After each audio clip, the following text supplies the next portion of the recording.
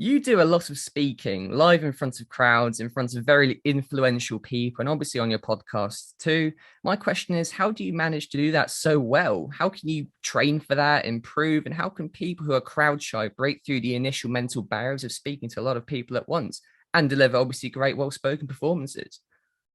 Great question. So let's break it down into two. Never get on a stage unless it can impact somebody else. There's no point. There's a lot of people that still go on stage now, and it boggles me. And all they want to do is talk about themselves, how wonderful they are, how rich they are. That does not help the community. So today we want to see people on stage that can help people in the crowd, help the audience. So the first thing is, unless you've got a message that helps someone else, don't even think about going on stage. The second thing is, the first time you step foot on stage, you're going to be shit. Now, I paused there because as soon as you realize that you're not going to be brilliant, you're not going to be perfect, you'll do it. And there's an old saying from a friend of mine, Ari Meisel, get going, then get good.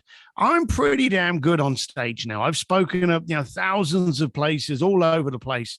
But I guarantee you, if I went back to some of my first speeches, and I've seen some of my first speeches, and you go, oh my God, did I really say it? Did I really pause there? Oh, I lost the crowd there. But unless you get going and unless you get on that stage to benefit the crowd, then you're not going to be given chance number two. And it's chance number 2, 3, 4, 5, where you start getting better. I did a speech, and I've been speaking for like 10 years now. I did a speech with a client of mine that's been a client with me for about 8 years. So he was pretty early on in my growth, and he was at an event that I spoke at probably about 2 months ago in San Diego, an event called Secret Knock with Greg Reed. And I spoke down, he came back to me and he went, I have never heard you deliver so well. So you get better only by repetition. Understand that the first time you're going to do anything is going to be shit. And if you focus on the benefit of the attendees, you stop worrying about how you look. If you get on stage and you don't really care if your hair's done, but you focus on giving the best content in the planet, they'll invite you back. Brilliant stuff. And just out of pure curiosity for myself alone as well, do you still get nervous when you go onto stage and stuff, or are you so kind of grooved into your process and grooved into your speech and everything that comes as a part of it that you don't even need to think about nerves anymore? You just know you're going to perform and you can do it every time without having to think about it almost. Do you know they actually say that nerves and excitement create the same tendencies within your body?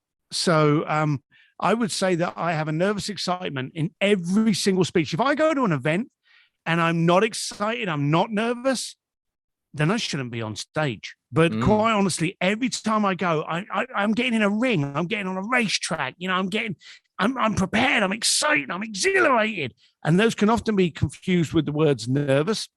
Nervous is when your whole body's tingling, your whole body's alive, you're focused, you can feel, hear, taste everything. You are at edge. And that's a brilliant position to be able to go onto a stage with.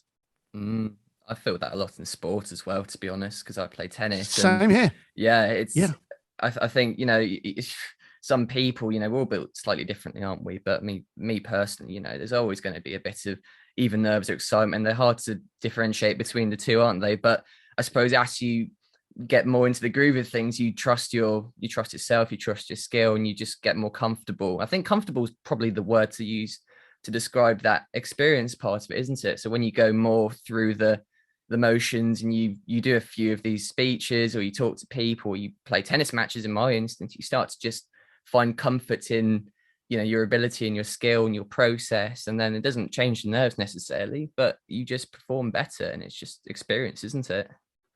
Well, that's the whole point. We want to be better. So I don't want to deliver a speech as good as I did last time. I want to provide one better. So as any kind of sportsman, athlete, talent, skill worker, whatever, you want to be better. And it's those nerves and excitement that demands more of you.